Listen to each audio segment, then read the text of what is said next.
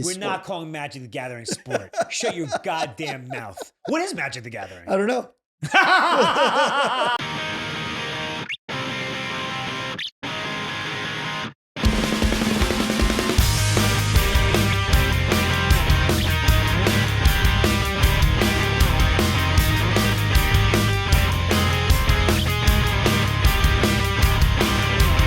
Man of the year, man of the year, man of the year. Welcome to the number one friendship podcast in the country. I'm Matt and Karo. I'm Matt Ritter. Matt, it is Super Bowl week. Last year at this time, we were at the Super Bowl. Oh my God, that was amazing. And I feel like I very rarely get it was a lifetime experience. We got swept up in that. We got swept away in the love of sports. You actually did a very nice friend thing. I didn't have a seat, if you recall that. So my friend, who I ran into at a party on the Friday night before the Super Bowl, said, "Hey, do you want to go?" I go, "Obviously." And she's like, "Here's the catch. I have 2 tickets so I could get you in, but I need to use both of those seats because I have like clients. I'm doing work thing. So you have to stand." No seat, but you still get to go to the Super Bowl. What I realized first was that everybody was standing. Nobody was in their seat. Yeah. It's more of a social event than it is watching the game. Well, people come from the nosebleed down. I think they need better security. Yeah. But you came and you stood with me for a while. Actually, I agree. It was one of the nicer friend things I did. I said, my brother took me and his clients and we had amazing seats, like 50-yard, like incredible seats. And I said to my brother, I was like, "Listen, I'm going to, like every quarter, I'm going to go and hang out with Karo because he's here alone." Yeah. By the way, what a high class problem that was. Karo is alone. I got to go check in on my friend who's sitting in the 200 section of the Super Bowl. No, we were in the same section. I was just standing. Yeah. So relatable. Yes, so relatable. We were so relatable. But it was just such a combination of, it was the home team. Yeah. It was a new stadium. Right. It was the Rams in LA. And it was a great game. And it was a 1 touchdown game. Yeah. So it was one of the best experiences of my life. And I've done some. Thanks to me. Well, you didn't give me the fucking seat. No, I know, but it would have been not as good if you didn't have a friend coming over and drinking with you and having a good time. That's right. Highlight of my friendship year. My year in friendship. That was my best move. I don't know if you remember this, and I don't know if this is all sports stadiums.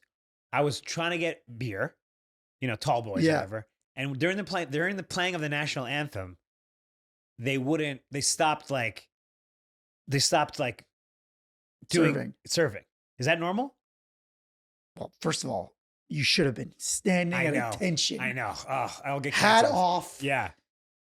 I got mad at these guys who didn't stand for the national anthem at the hockey game, and you were like, "This is not the national anthem. It wasn't the national anthem. It was It was a shout out to a military couple who ended up proposing." It was like a Chili's commercial. You were like, "Get on your goddamn feet." I remember when you said it was so funny. You're like, it's the Progressive Insurance military moment brought to you by Citron Insurance. Oh, God. It was the most commercialized thing. Chili's presents Wounded Warriors. Right, yeah. You like our jalapeno poppers? Well, they got popped in the leg in Iraq.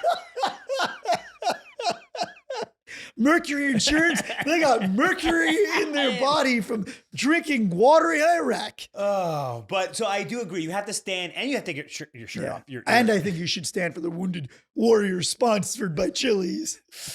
But I never, because usually when you're at a sports game getting beer, you're sort of in the concourse. So when the national anthem is playing, it's not like a big deal. Right. This was like overlooking.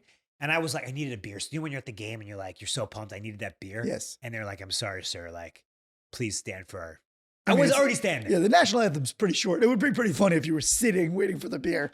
And it's pretty short. It's so fucking short. I didn't even think it's about like 64 seconds.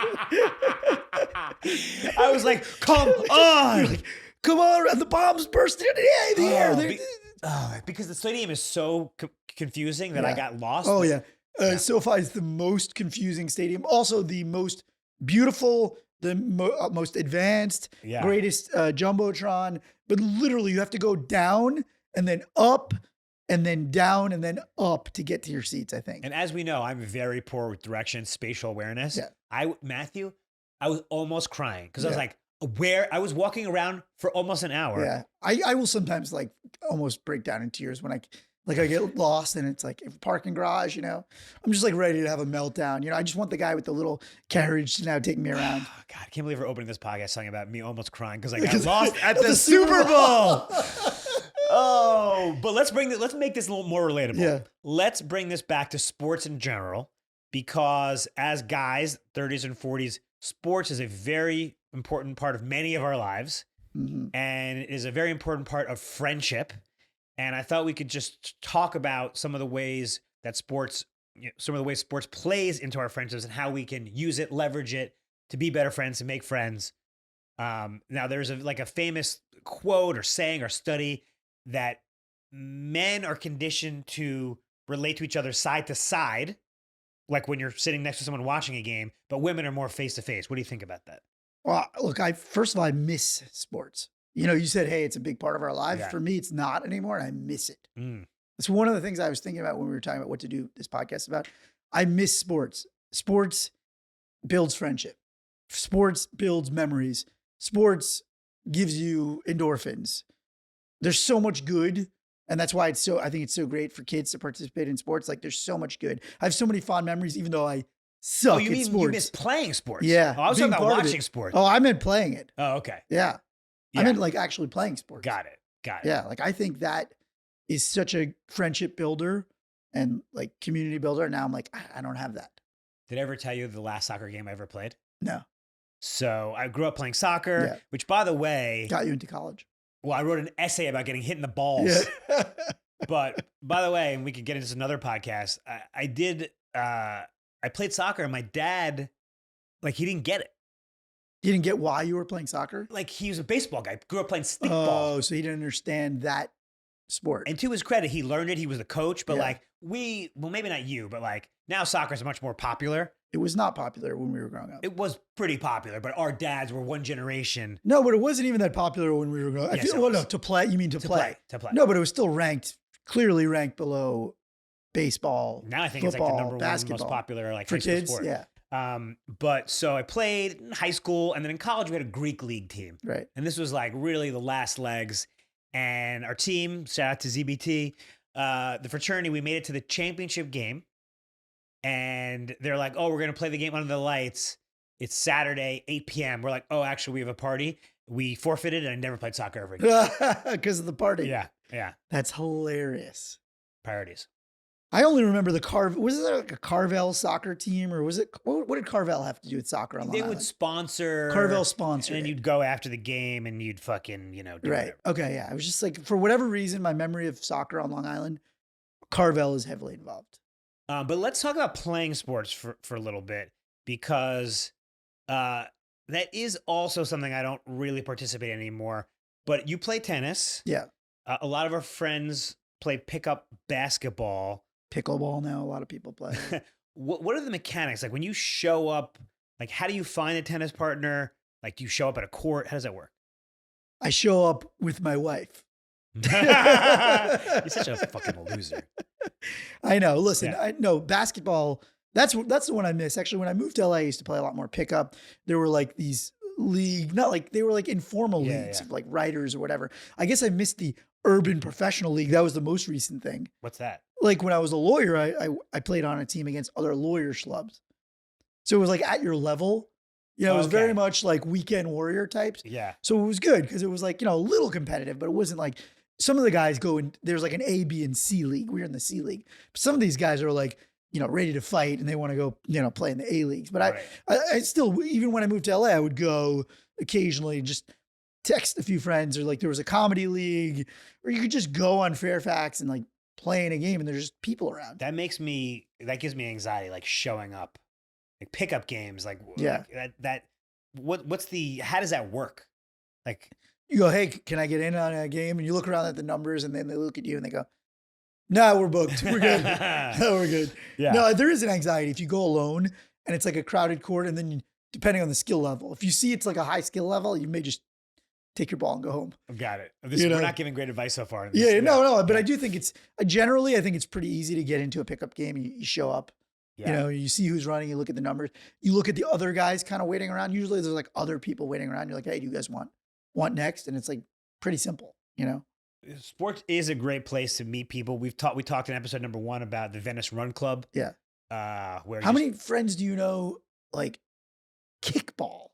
I know so many people. This is maybe not like now, but like 5-10 years ago, I knew so many people who were in kickball leagues. That was huge. I think that's still a thing for people in their 20s. Yeah. Like you play kickball, then you go to the bar after. I used to think it was dumb, and now I'm like, man, I wish I had done that. Yeah, we could still do it. No, I'll hurt myself. Yeah, we It's can't. too dangerous. Yeah, it is too dangerous. I'm going to take too big of a swing, trip. Too big of a kick? Too big of a kick. Do you know how I even ended up on the football team? I didn't know you were on the football team. Yeah. In high school? Actually, that would be what most of my teammates would say too. Okay. And the coaches. Yeah. Now, how'd you end up? I tried out for the team. Mind you, this is 9th grade. I'm 5 feet, 97 pounds. Mm-hmm. And they have all these crazy drills that are like psycho, like you really shouldn't be doing. Most of these kids are going to get concussions. Yeah. There was one I think it was called Okies. I forget what it was, but you lie down head to head with like 5 feet in between you. They blow the whistle. You both get up. One of you has a football and the other one doesn't. And the other one has to tackle that person. Just a full speed collision. Uh-huh. So it's just random. There's 2 rows lined up. So you're lining up and each side. So you don't know who you're going to go against. I went up against the biggest kid in our town. He was 6'7", 325 pounds. I was 5 feet, 97 pounds. They should have blown the whistle before we got in line together and said, no, we have to swap you out. This is literally dangerous. Like we're going to have a medical facility on staff. So him and me, you don't even have time to think like, oh my God, I had the biggest kid in our entire school. And on the other end, I got up, he ran over me and he fell. Everybody was like, Rudy, Rudy, Rudy. And the coach was like, that's heart. He showed heart. That's what we want you guys to do. I'm like, literally, I was like a tree stump that he fell over. I imagine it like almost like a cartoon where you were in the ground and they lifted you up. I mean, literally like a potato planted in the ground that he tripped over. And everybody was like, this kid's got heart. And I'm like, you'll see. No, I don't. I made a business decision the first time they got me into a game. I made a business decision. There was a guy who was like a future NFL running back, legit. They did like a sweep to my side and I was playing cornerback and I literally waved my arms like right this way, sir. Your table in the end zone. In a game. In a game. I got in a game. Yeah. And then they never played me again. Yeah. They were like, maybe he doesn't have heart. Maybe he's not Rudy. Listen, heart, just going back to what we were saying about me getting to college, I wrote my college application essay about a game where I came off the bench in soccer, went like full speed at the goal to try to score, was kicked in the balls, and they called a penalty shot. And everyone's like, wow, so you like kicked the penalty shot and you won the game? Like, no, I sat on the bench on an ice pack. You picked somebody else for the penalty? Oh. Of course. And then someone else scored the goal, but that's us. Oh, Scrappy. Yeah. Scrappy. Yes, that's amazing. Yeah, you did that story. No, I knew the story, but I forgot how it ended. Yeah. What I was going to say about that is like, so even though I was a scrub, they literally called us scrub offense. Like when you practice the real starting defense, they'd go scrub offense. You think that's like not PC anymore? I'm sure they're not allowed to call you the scrub offense. You were supposed to pose as the team they were playing that week. So like you were supposed to be them. They go scrub og. That's fucking horrible. I know. The coaches were horrible. Yeah. I remember one time I got my teeth pulled that day and I went to the practice anyway, stupidly. Afterwards, I just had permanent teeth that needed to be pulled. And I threw up and this asshole coach was like, you never take your helmet off. You keep your helmet on. You throw up inside that helmet. And I was like, aren't you also like our science teacher? Oh, no. Like that you wouldn't be allowed to do anymore. Just like the sadistic nature of it. But I do miss it. I actually think, it was really fun. I made a lot, like there's just something about locker room football camaraderie. Like, I don't know if you watch I know you watch like Friday Night Lights, like just the speeches, like coach speeches, like nothing more inspirational. You're telling me our high school football coaches give good speeches? Never had them. Never. Yeah. They never did. But I get so choked up like by like speeches, like Al Pacino on a given Sunday. Yeah. We either heal together right now as a team, or we will die as individuals.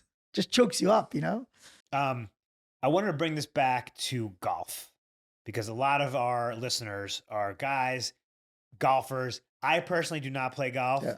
You do Poorly. Right. Golf seems to be very important. I feel like I'm kind of missing out on some sort of social. Okay, well, Matt's saying no. By the way, you could watch this podcast on YouTube and see Matt. He's saying no. I thought that before because I've been trying to get better at golf for like 20 years. And now I've kind of come to the realization it ain't happening. Yeah. I just think you have to find your golf. Oh, find your golf. Yeah. And like I have a friend who does Magic the Gathering. That's his golf. I mean, that's his sport. That's his thing that he does. And it's competitive. And I think it gives him the same thing. But that's a hobby. You're just basically saying find your hobby. No, but I'm saying that a hobby that is sport. I'm saying that's his We're sport. not calling Magic the Gathering sport. Shut your goddamn mouth. What is Magic the Gathering? I don't know. It's like Dungeons and Dragons, right? Yeah, I think so. Yeah. But I think what I'm saying, my point is I miss that. Like it's never going to be golf for me. Hold on. Let's go back to Magic the Gathering. He's an adult man. Yeah. He played with actually some pretty big names. Charlize Theron? Post Malone. Okay, that's actually bigger than I thought you were going to say. I think you were going to say Dustin Faustino. Justin Faustino. You were thinking of Dustin Diamond, who's dead. Justin Faustino. No, David Faustino. You're thinking of Al Bundy's son, David Faustino. Oh, fucking Magic. You thought I was going to say Ralph Macchio. Ralph Macchio. No, he's too big. You thought it was lower than that. He plays, Magic the Gathering. But like. No, my point is like, I can't play golf. It's not going to happen for me. I think I'm just like canning that dream of like having that be my sport, but also my camaraderie thing. Like, I don't know. I'm thinking about starting a bowling league instead. Well, I want to go to bowling in a second, but let me ask you this about golf. Our buddies in our Man of the Year crew are big golfers. I feel a little left out sometimes because they have another trophy. We should say they have another trophy. I've always felt a little slighted because also they know we're not good at it. Not good at it. It's not even something I know. It's more me. I think I feel more slighted. Because you could play. I could. They definitely don't want me to. But I feel we're feeling different things. Are you feeling offended? I'm just feeling no. I just feel like I wish I was part of that. Right. So like, is that, like, is there something prescriptive here? Like, does that mean should we start playing golf or should we invite them to do things that we like? No, because here's the thing. Because I've tried to get to the level. If you're not like close enough to a level, it's very difficult to like be there. You have to play golf with people that are somewhat in your level. Well, I guess let's take it away from golf for a moment. Like, if you're not as good as the hobby, like, should you try to get better at that hobby or just find a different hobby and invite them to do your hobby? As I get older, like years ago, I would have said, try to get better at the thing. Now, as I get older, I'm like, life is short. You have limited time. Like sometimes maybe just like accepting your level at some things, which isn't to say, hey, you should always try and improve on things, but also you have a limited amount of time. And so at some point you got to come to the reality of like, maybe you're not going to become that level of a golfer and maybe you don't even want to be, maybe the thing you wanted to be. I think one of the things about getting older is giving yourself the freedom to escape the person you were a year ago or 5 years ago and the wants you had for yourself a year ago or 5 years ago. Don't be beholden to those. I kind of feel like that sounds smart, but it's actually stupid. Okay. I'm here. I'm here for the debate. I'm here. I'm here. I made myself. I don't know why I just made myself laugh. I mean, just. I'm here for the debate. Yeah. Let's hear it. Let's hear it. Yeah. Let's see what you got. Free yourself from the wants you had 5 years ago. So basically, like, give up on your dreams. Allow yourself the freedom to change your dreams.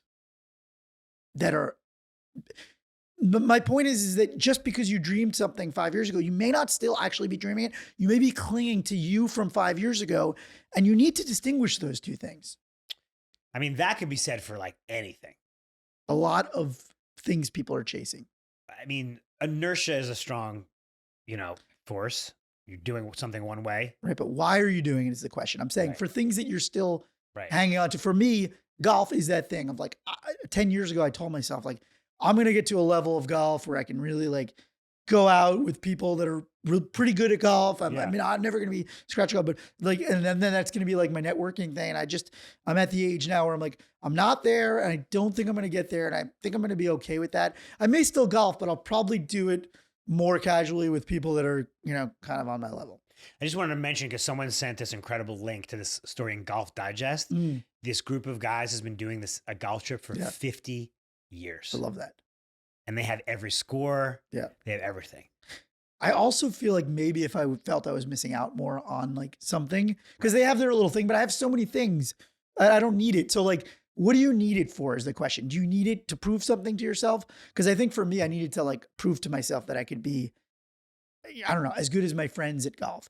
And part of that came from the fact that like, I always felt like I grew up with less advantages. And one of the things I didn't have was like golf lessons or any of that stuff. Yeah. I think the takeaways here is fuck golf. You don't play golf, fuck golf. You don't play golf. Takeaways. A lot of our listeners, we love golf. If you love golf, play golf. If you don't, we don't. Yeah, no, seriously. No, but I would ask you, you know, like, do you feel like you have a sport now or something that you're getting the camaraderie of sports? And like, do you miss that feeling of the soccer team? You know, have you had anything since then? Because I know you weren't in like the urban professional leagues. Like I did some of that. The competition, you know, I don't want to do too much gym stuff, but like CrossFit was like that because you're getting scored. Yeah. So that was pretty fun. And now I'm not doing that anymore. And I think I'm okay with it. I think I've moved on to your point, which I've now slightly. He's coming around. Like I'm a different person. I don't need to be like, oh, deadlift more than you. Like I'm doing my own thing. So you freed yourself from 30-year-old Karo. I freed myself. Yeah. Should we take a listener question? Yes. Love it. Asking for a friend. All right, guys, this is Asking for a Friend, where we answer your friendship questions. Send them to us on Instagram, TikTok, Twitter, at Man of the Year Podcast. You can find us, and they will be anonymous. So this one I think is perfect for this episode. And again, I'll summarize. But basically, this guy reached out to us, and he's got a group of 4 buddies, big sports fans. I think this was in reference to basketball, but it can be anything. This guy got hooked up with tickets to a game later this season, but he only got 3 tickets. Oh. That was offered to him. It's like some big game. It doesn't even matter what it was. So like tickets are very expensive just to like buy the 4th one. And plus you wouldn't be in the same row.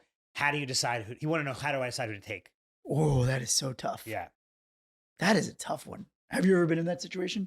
Yes. 4 tickets, 3 friends? I mean, 3 tickets, 4 friends? Not the exact numbers, but you know, not enough tickets. So I have a tip/hack. Okay, I would love to hear it. I'm now, as I process this, I'm like, ooh, I've definitely been in this situation. So one thing I would recommend is you let them decide. So you say, hey guys, here's the deal. Put it on them. Well, here's the thing. It sort of becomes self-selected. One guy's like, you know what? I don't care that much. Or one guy's like, you know what? My wife is going to be in town that weekend or out of town. Sometimes it'll just happen naturally. You foist the whole thing on them. That's great.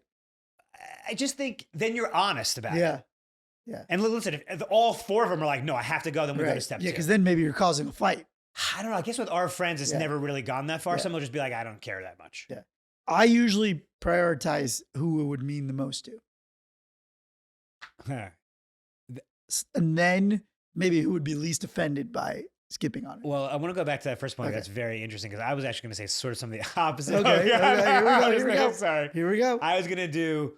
People don't like that we agree. I got a comment. It was like, you guys should argue more. I'm like, hey, you have no idea. You think we agree to a lot of this? I don't know. Somebody said that to me. I'm like, all right. No, I disagree with that comment. Yeah, I disagree with but I agree with you. Yeah. I would go to whoever hooked me up most recently. So like, we have our buddy Adam, who's just like the hookup queen. Hookup queen. He's the hookup queen. Well, like, you kind of got to go first tickets, got to go to him because like he's given us so many tickets. See, I don't think of friendship is tit for tat. Karo. No, seriously. You seriously disagree with that? No, I don't. It's not that I disagree with that. That's just not how I process it.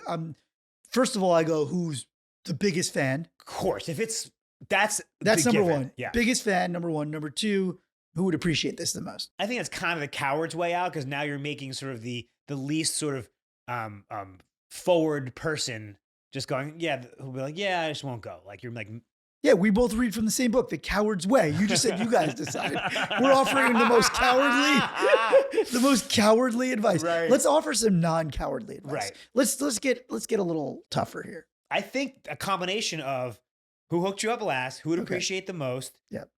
and then let them decide. So forget about the who would be least offended. Who would be most forget. You're saying strike the most offended from the rankings. I say strike that. How about this?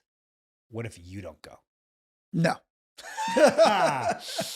Oh yeah, I've got 3 tickets to the Knicks courtside, and there's 4 of us. I guess I'll stay home. No, they're your tickets. That's crazy. Yeah, that's crazy. Yeah. Okay. That's crazy. Okay. All right. I was just trying to stir. Yeah. No, stir that's the pot. You've stirred it too much. Now it's a nasty brew. So look, I think this doesn't happen like too much where somebody's going to get left out. But if it does, is it just I promise I'll get you on the next one? By the way, had this happen, this is reminding me of you guys. And I had a great moment where I guess what happened was, this was one of my first concerts. This was in like Jones Beach, 1995 or something. We're in high school and everybody else had tickets or whatever the number was. I was an odd man out. And I was at home, probably feeling a little bad about myself. And suddenly you guys were like, somehow we got an extra ticket from the parking lot. And my mom drove me to see live our band. I wasn't there for that. But our crew, that's nice. Somehow decided to get one in the parking lot. Yeah. So I do like the idea of like, get another ticket.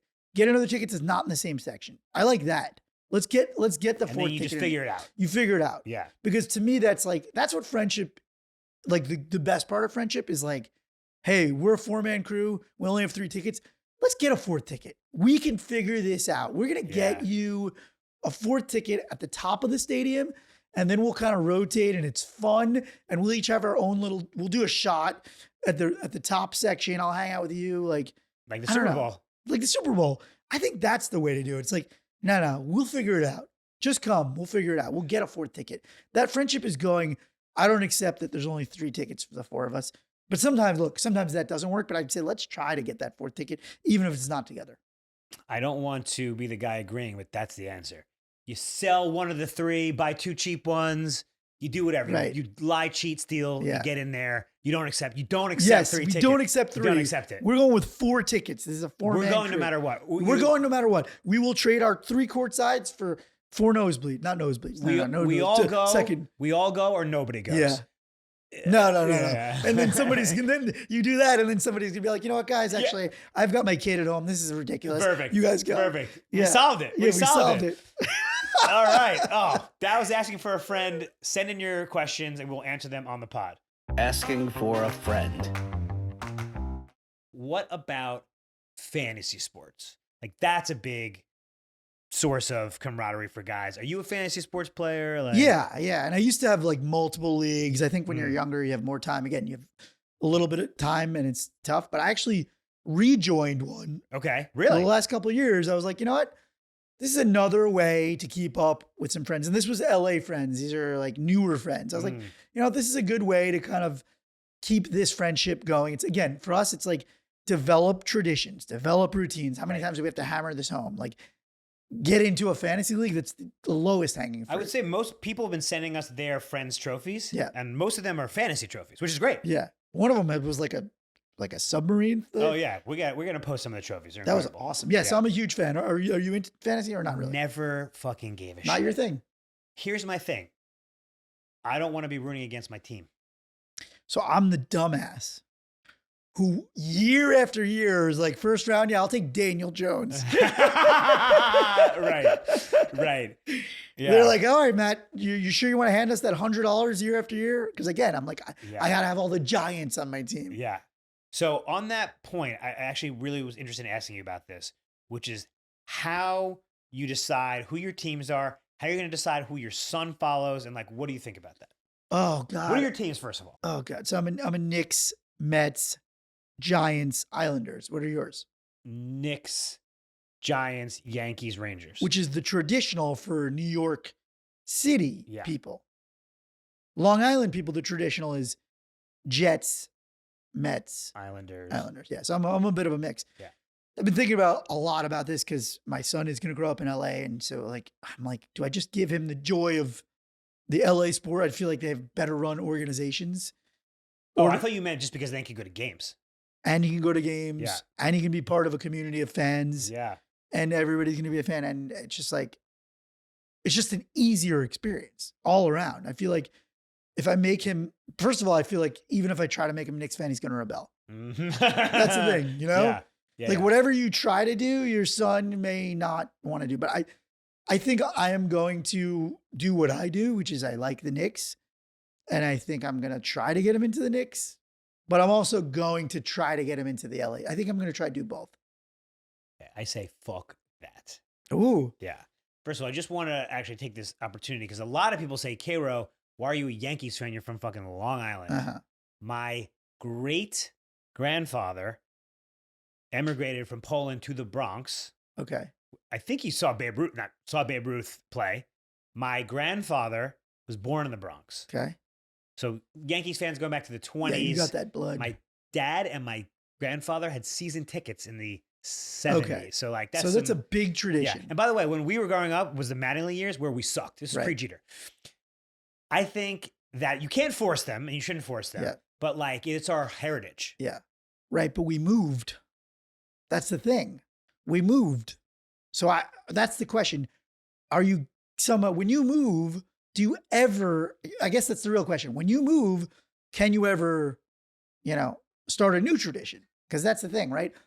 They were those fans because they lived in that city, not for any other reason, right? I mean, that's the reason for 90% of fandom is like grew up in that city. That's the reason that originally whoever started that lineage. Right. So the reverse of that is like, should I be starting a LA based tradition that if we're all in LA for the next 100 years, that my great grandson is like, oh, well, my great grandfather had Lakers tickets in the 2023 season. So the flip side of having my kid stay as a Knicks fan, which is positive, is that he's going to be different from everybody else. Like, I like the idea of having a son who doesn't march to the beat of every other kid who's a Lakers fan, and also taking pride in his family. Like what you're talking about, that like you're taking pride in your family keeps you connected to your dad, your mom, your cousins, your brothers, an excuse to text with them. And then also, I think there's something to be said for like that. It's kind of like an expat community of sports members. Like I can go to any city and like, is there a Knicks game on here? Are you guys playing the Knicks team? You'll run into other people that are Knicks fans. I think there's something really cool about that experience too. The only downside is then he's a Knicks fan. That he's a Knicks fan. Yeah. That he's a glutton for James Dolan's punishment. Also, you being a Knicks fan is like so much of a part of you. Yes. First of all, your son is gonna want that. Maybe, but I'm saying yeah. I'm gonna put him in a Knicks jersey before he can even walk. Yeah. I mean, his friends are gonna be wearing Dodgers hats and shit like that. I just don't want him to. That's the thing. The flip side is like, then is he gonna feel excluded out of the gates? Like, I just don't know. I don't know the right answer to that. I mean, because he's wearing Mets hat. I mean, it's not like he's like a fucking Columbus Blue Jackets. That's hockey. I mean, by the way, my nephew, they don't even seem to care about the teams anymore anyway. They just like the players. Right. And now that the players all change teams all the time, I think that's kind of changed the dynamic of team fandom anyway. So we need to talk about one of our friends. We need to talk about Jeremy. Oh. Yes. So our buddy Jeremy is from the Pittsburgh area. Mm-hmm. His life is the Steelers. Yeah. I mean, the lower level of the town, the bigger the fandom, right? Yeah. I mean, yeah. Like the more second rate the city. Right. The more higher the intensity. If you're from New York, listen, I have other interests. Right, I have other things. I'm a foodie. There's no foodies. Yeah, I don't know, maybe there are. Yeah, he loves ketchup. Yeah. No, but he loves all the other 56. He loves all 57. There's no foodies in Pittsburgh. Yeah, he's the only. Print it, one. write it, send it. He's like, I love relish. So his thing is that he must watch he's seen every Steelers game. Oh God, it's so degrading as an adult. Like he won't, and his wife is like, come to accept it. Like that's 16 weeks a year. He must watch the game. He has to be home. What was the event where I was like, this is going too Christmas far? Eve. Oh yeah, it was Christmas Eve. Yeah. Christmas Eve, we threw a party. I broke my tradition of Hanukkah. Yeah. Separate. We did both. We did both. We did both. Yeah. So we had a Christmas. We had carolers there. We had carolers in my house, and there's our friend Jeremy outside the house, in the back of the house, on the TV, just screaming at the TV. He was upset because you had promised him a better watching experience. I told him there would be a TV. Yeah. And like this was I know what it was, because I don't have Bose speakers on my outdoor TV. But like, the argument could be like, this is just one thing. He's got really nothing else going on in his life except for his new baby and his wife. Yeah. But the team wasn't making the playoffs. They were still in the playoffs at the time. I guess. I don't know. I think at a certain age, it's a little bit like, but whatever you're into, if that's your thing. But I think, at a certain age. Listen, you recently had to leave your baby shower. I did. And miss the second half of a Giants game that we were watching together. And and obviously you had no choice, and this was scheduled before the playoff game, but you took it a lot easier than I thought. Yeah, because I'm a grown-up. Yeah. Being a married grown-up, I think, means, sports fandom for me takes a little bit of a backseat to wife's baby showers. It's playoffs, though. Yeah. That's where I'm at in life. No, look, honestly, to each his own. If you're an obsessive sports fan, especially from a third-tier city, you get the hall pass. I think if you're from a major city, you gotta have a little bit more. I don't know what you call it, polish. And a little more polish. And I imagine Jeremy is also texting and has a community with his high school friends, and they're all talking about it, which is important. Yes. I mean, we're just giving him a little bit of the business because he's our good friend. Yeah. And he humiliated himself at a Christmas Eve party. Everybody was like, who is that guy screaming? He's drowning out the carolers. He is a pacer. Yeah. I once had a roommate that threw his remote at the TV. I remember that. Yeah. When the Jets didn't score. Oh, God, if you're going to throw your remote at the TV every time the Jets don't score. You need a lot of remotes. Yeah. Time Warner's like, should we put you on a remote plan? When you sign up for the Jets package, they go, here's an extra remote. Here's 10 extra remotes. And they give you one of those shields. For the TV. Yeah, the TV shield. Oh, look, God. I think I think there should be a Karo algorithm. Okay. Like age, quality of city you lived in, and how ridiculous your obsession can be as you get older. And how big the game is. I mean, it's the World Series. There's got to be a four-quadrant thing of if it's not playoffs and you're almost 40 and you come from a pretty decent city, pipe down and go to your wife's baby shower. So what did we learn today? We learned that there is something to be said for continuing to play some sort of team sport or team group competitive activity that gets the juices flowing. It doesn't have to be super heavy physical, but I think it does has to check off the boxes that kind of sports did as a kid, which is endorphins, hanging out with your friends, just having camaraderie. You don't get that much as an adult. Yeah, we should not poo-poo the role that sports plays in. By the way, we were very heavy talking about men on this episode. Obviously, women are big sports fans as well. And they play a lot of sports too. Yeah. But I think to your point, maybe sometimes it feels frivolous, but no, it's actually important. Guys need that. I need my bowling league. Yeah. I got to join one. Yeah. And I need my Magic the Gathering league. What else did we learn? We talked about tickets dispersion. Okay. Yeah. We learned that, guys, be creative, be innovative. If you have 4 friends that you want to go to a game with and you feel strongly about all of them and somebody's going to feel bad, get crafty. All right, guys, that's our show. Please subscribe to the podcast. Find us on social @Man of the Year Podcast. Be good to yourself. Be good to your friends. Love you, buddy.